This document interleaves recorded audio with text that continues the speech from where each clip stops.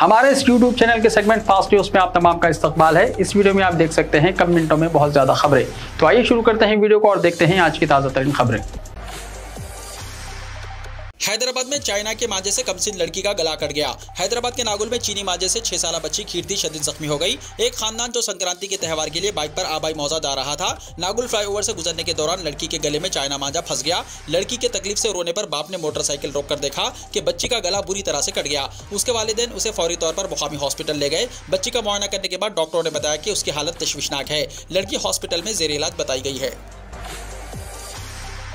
खम्मम जलसे के बाद अखिलती उमूर पर चीफ मिनिस्टर केसीआर मुशाविरत करेंगे। चीफ मिनिस्टर के चंद्रशेखर राव ने संक्रांति तातीलात और 18 जनवरी को खम्मम में जलसे के बाद महकमा अखिलती बहबूद की सूरत हाल का जायजा लेने का फैसला किया है। अखिलती बहबूद स्कीमात पर अमल आवारी के लिए फंड्स की इजराई, अखिलती इदारों में ओहदेदारों के तकर्रुरात और नामजद ओहदों पर कायदीन की नामजदगी जैसे उमूर पर गौर खौज करके अहम फैसले लिए जाएंगे। वजीर दाखिला मोहम्मद महमूद अली ने चीफ मिनिस्टर केसीआर और वजीर सेहत हरीश राव को अखिलती बहबूद की सूरत हाल से वाकिफ करवाया। चीफ मिनिस्टर ने वजीर दाखिला से ख्वाहिश की है कि वो अखिलती बहबूद की कारकर्दगी पर तफसीली नोट पेश करें ताकि स्कीमात के लिए दरकार फंड्स जारी किए जा सकें। चीफ मिनिस्टर ने तयक्कुन दिया कि खम्मम जलसे के बाद वो वजीर दाखिला को अखिलती उमूर पर बातचीत के लिए मदऊ करेंगे। वाज़ेह है कि महमूद अली ने अखिलती फाइनेंस कॉर्पोरेशन से गरीब मुसलमानों को सब्सिडी लोन की इजराई के बजट को 200 करोड़ रुपए करने की सिफारिश की। हुकूमत ने पहले मरहले में 50 करोड़ की मंजूरी दी। बाद में वजीर फाइनेंस हरीश राव ने मजीद 70 करोड़ जारी करने से इत्तेफाक किया। वजीर दाखिला ने कहा कि दरख्वास्त गुजारों की तादाद 2 लाख से जायद है, लिहाजा 200 करोड़ जारी किए जाए तो ज्यादा मुस्तहिक अफराद को खर्च दिया जा सकता है।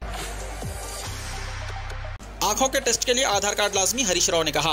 वजीर सेहत हरीश राव ने महकमा सेहत के हुक्काम और कलेक्टर्स को हिदायत दी है कि वो आंखों के टेस्ट के लिए आधार कार्ड को लाजमी करार दें और इसकी तशहीर करें। वाज़ेह है कि 18 जनवरी को आंखों की रोशनी दूसरे मरहले प्रोग्राम का खम्मम से आगाज हो रहा है। हरीश राव इस प्रोग्राम को कामयाब बनाने के लिए महकमा सेहत के अलावा दूसरे महकमे जात के आला ओहदेदारों का इजलास तलब कर रहे हैं। कलेक्टर्स और जिले मेडिकल एंड हेल्थ ऑफिसर से टेली कॉन्फ्रेंस का एहतमाम में प्रोग्राम को कामयाब बनाने की मनसूबाबंदी कर रहे हैं। उन्होंने कहा कि इस मरतबा आंखों के टेस्ट के लिए आधार कार्ड को लाजमी बनाने और आवाम में इसकी बड़ी पैमाने पर शऊर बेदारी तशहीर करने की हिदायत दी।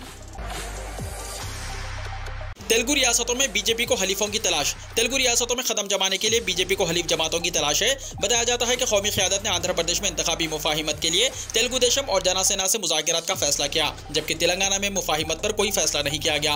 पार्टी तेलंगाना इंचार्ज तरुण जुग के हवाले से मीडिया में खबरें फैलाई गई कि तेलंगाना में तेलुगु देशम से मुफाहिमत की जाएगी। बताया जाता है कि तेलंगाना बीजेपी कायदीन मुफाहिमत के हक में नहीं है और वो तनहा मुकाबला चाहते हैं। कायदीन ने वाज़ेह कर दिया है कि पार्टी अगर चाहे तो आंध्र प्रदेश में मुफाहिमत कर सकती है। तेलंगाना में बीजेपी का मौक़िफ़ मुस्तहकम है, लिहाजा तेलुगु देशम से मुफाहिमत की जरूरत नहीं। इसी दौरान बीजेपी के सीनियर लीडर इंदर सेन रेड्डी ने कहा कि आइंदा इंतखाबात में बीजेपी तेलंगाना में तनहा मुकाबला करेगी। बीआरएस को घर वापस भेजने के लिए बीजेपी काफी है और आवाम इसकी मदद के लिए तैयार हैं। उन्होंने दावा किया है कि तेलंगाना में इख्तियार के हुसूल के अलावा लोकसभा की 12 सीटों पर जाफरानी परचम लहराएगा।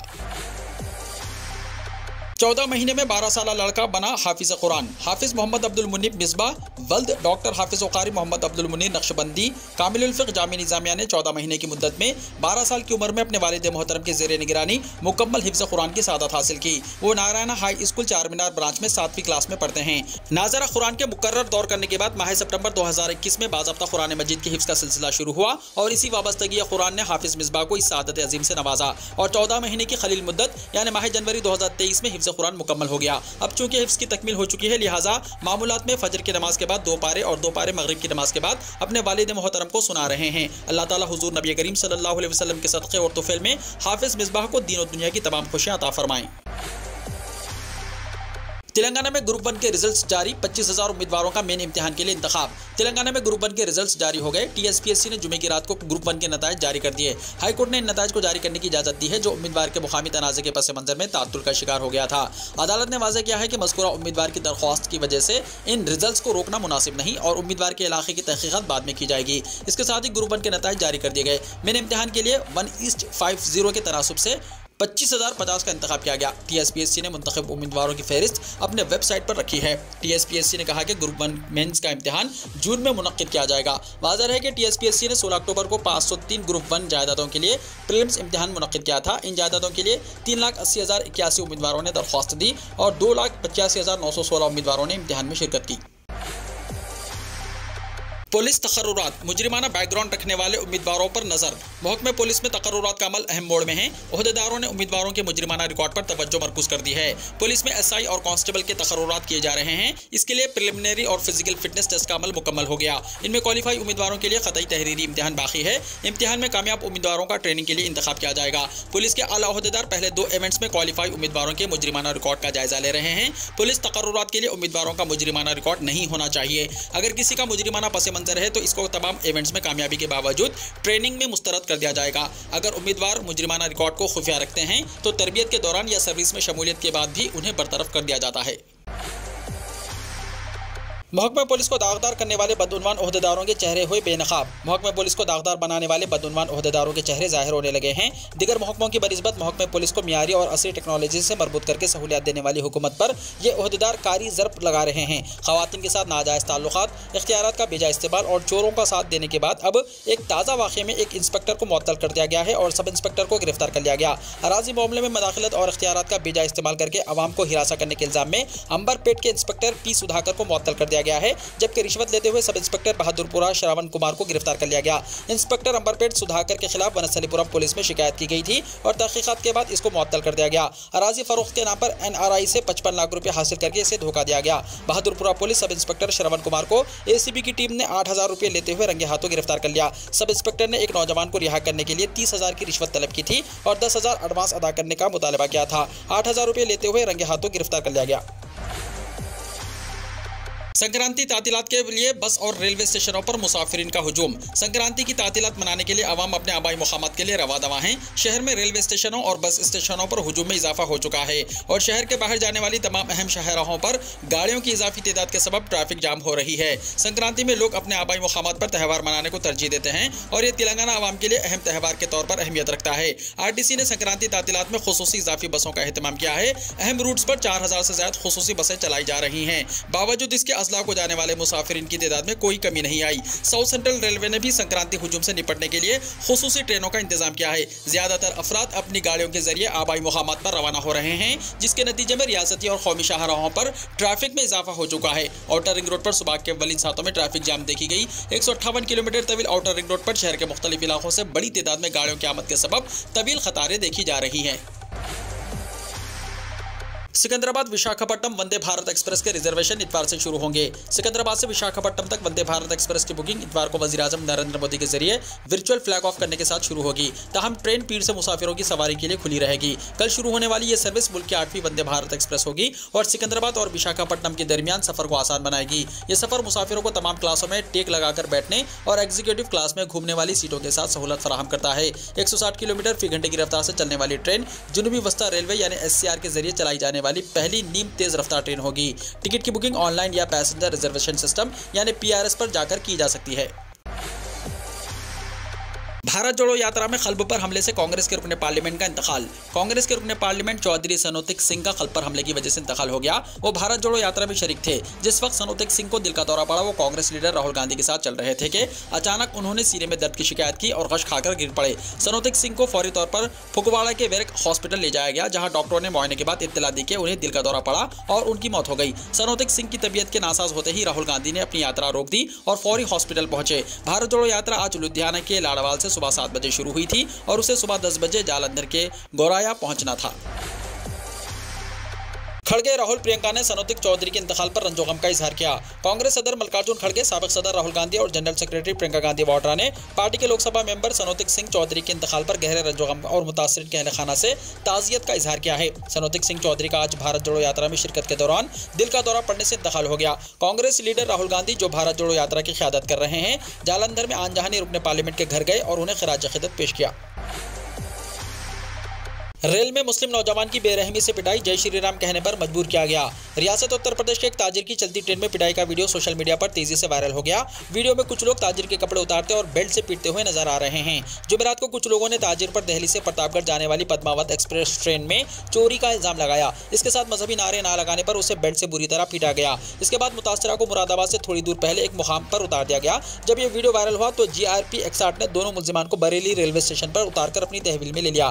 खड़गर खाना इलाके के पीरजादा के रहने वाले आसिम हुसैन ने बताया कि वो दिल्ली से मुरादाबाद जाने वाली पद्मावत एक्सप्रेस ट्रेन की जनरल बोगी में सवार हुए थे। ट्रेन में भावपुर के कुछ लोगों ने उसे भीड़ में खेल लिया और उसे चोर कहकर मारना शुरू कर दिया। साथ ही उन्हें जय श्री राम के नारे लगाने को कहा। जब उसने ऐसा नहीं किया तो उसे जमीन पर लिटाकर बुरी तरह से पीटा गया। जब ट्रेन मुरादाबाद के बाहर पहुंची तो आसिम हुसैन को गिरा दिया गया। जुमे को खानदान वालों के साथ मुरादाबाद जीआरबी थाने पहुंचकर शिकायत दर्ज करवाई गई।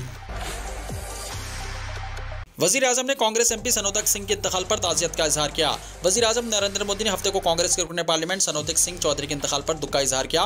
वजीर आजम मोदी ने एक ट्वीट पैगाम में कहा कि एमपी श्री सनोतक सिंह चौधरी के इंतकाल से इंतहाई गमज़दा हूँ। उन्हें पंजाब के अवाम की खिदमत के लिए याद रखा जाएगा। उनके अहले खाना और हामियों से ताज़ियत। नितिन गडकरी को मिली जान से मारने की धमकी। दफ्तर में 1 घंटे के दरमियान 2 मरतबा आया फोन, पुलिस हुई अलर्ट। मरकजी वजीर बराए ट्रांसपोर्ट नितिन गडकरी को जान से मारने की धमकी दी गई है। मीडिया रिपोर्ट्स के मुताबिक नागपुर में नितिन गडकरी के दफ्तर में 2 मरतबा फोन करके उन्हें जान से मार देने की धमकी दी गई, जिसके बाद पुलिस अलर्ट हो गई है और तहकीकात भी शुरू कर दी गई। पुलिस का कहना है कि धमकी आमेज फोन आज सुबह 11:30 बजे से 12:30 बजे दिन के दरमियान आए हैं, यानी 1 घंटे के दरमियान ही 2 बार धमकी आमेज फोन किए गए। मौसूला इत्तलात के मुताबिक हफ्ते की सुबह 11:30 बजे से 12:30 बजे के दरमियान दोनों मरतबा फोन गडकरी के राब्ते आम्मा दफ्तर में आए हैं। इसमें तावान का मुतालबा किया गया है और कहा गया है कि ऐसा नहीं हुआ तो मरकजी वजीर नितिन गडकरी को जान से मार देंगे। ऐसी भी खबरें सामने आ रही हैं कि फोन करने वाले ने दाऊद का नाम भी लिया है।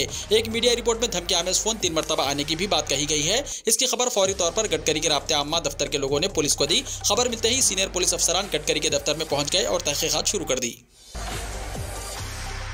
साल 2024 में बीजेपी को 50 सीटों का नुकसान होगा, शशि थरूर ने कहा। साल 2024 में होने वाले लोकसभा इंतखाबात में बीजेपी को पिछले इंतखाबात के मुकाबले 50 सीटों का नुकसान होगा। कांग्रेस लीडर शशि थरूर ने कहा कि पार्टी के लिए साल 2019 के नतायज को दोहराना नामुमकिन है। उन्होंने केरला लिटरेचर फेस्टिवल में खिताब किया। उन्होंने कहा कि भले ही बीजेपी गालिब है, लेकिन पार्टी कई रियासतों में अपनी गिरफ्त खो रही है। उन्होंने कहा कि पार्टी के लिए मरकजी हुकूमत को भी खोना नामुमकिन नहीं है।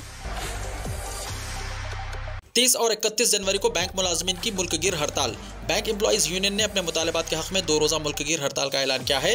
बैंक मुलाजमीन की तंजीमों के मुश्तरका forum United Forum of Bank Unions यानी UFBU ने कई मुतालबात के लिए 30 जनवरी से 2 रोज़ा हड़ताल का ऐलान किया है। UFBU ने जुमे की रात देर गए एक बयान में कहा कि चूँकि मुंबई में मुनक्किदा मीटिंग के दौरान इंडियन बैंक्स एसोसिएशन यानी IBA की जानिब से मुतालबात पर कोई रद्दमल नहीं आया, इसलिए हमने 30 और 31 जनवरी को मुल्कगीर हड़ताल करने का फैसला किया। बैंकों में हफ्तेवार काम, पेंशन के अपडेट और तमाम केडर्स में तकर्री समेत दीगर मुतालबात के लिए मजदूर तंजीमें हड़ताल पर रहेंगी। अगर बैंक मुलाजमीन की यूनियन ने 30 और 31 जनवरी को हड़ताल करती हैं तो इस महीने में लगातार 4 दिन बैंक्स बंद रहेंगे। 28 जनवरी को इस महीने का चौथा हफ्ता और 29 जनवरी को इतवार होने की वजह से हफ्तावार तातिल होती है। ऐसे में 21 फरवरी को 4 दिन बाद बैंक खुलेंगे। वज़ीर ख़जाना 21 फरवरी को बजट पेश करेंगी। बजट इजलास 6 अप्रैल तक जारी रहेगा। बजट इजलास की तैयारियां शुरू कर दी गई हैं। बजट 21 फरवरी को पेश किया जाएगा।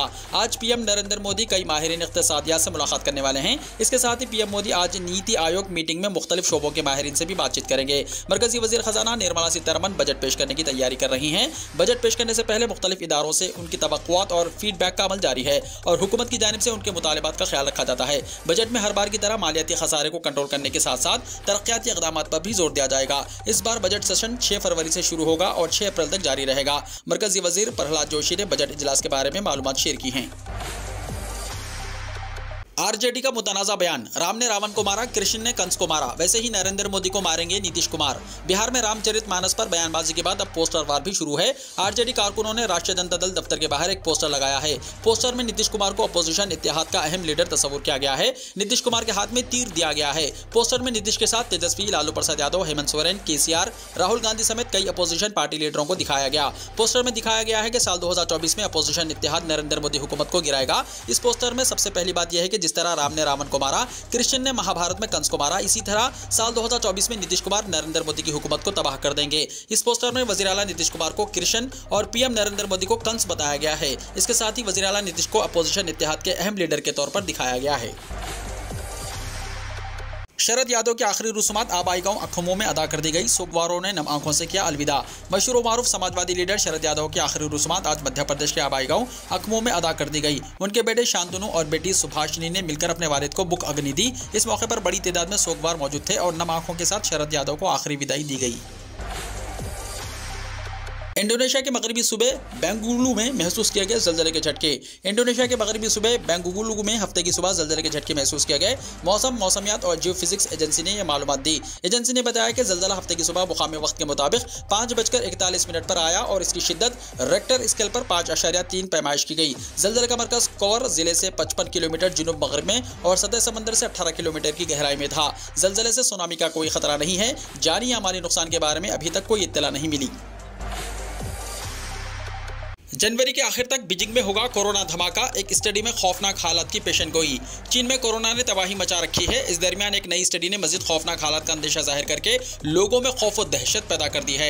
नए मुताले के मुताबिक जनवरी के आखिर तक बीजिंग के तकरीबन सभी 202 करोड़ बाशिंदे कोरोना से मुतासिर हो जाएंगे। यानी बीजिंग में कोरोना धमाका जनवरी के आखिर में अपने उरूज पर होगा। मशहूर जर्नल नेचर मेडिसिन में शाया स्टडी के मुताबिक बीजिंग में तकरीबन 92% लोग जनवरी के आखिर तक कोरोना वायरस से मुतासिर हो जाएंगे। ये स्टडी ऐसे वक्त में सामने आई है जब चीन में कोरोना का कहर थमने का नाम नहीं ले रहा है। रोजाना लाखों की तादाद में लोग कोरोना से मुतासिर हो रहे हैं और बड़ी तादाद में लोगों की मौत भी हो रही है। वीडियो को लाइक शेयर कीजिए और हमारे इस YouTube चैनल को सब्सक्राइब करते हुए इसके बेल आइकॉन को भी प्रेस कर लीजिए ताकि हर आने वाली वीडियो का नोटिफिकेशन सबसे पहले आपको मिलता रहे।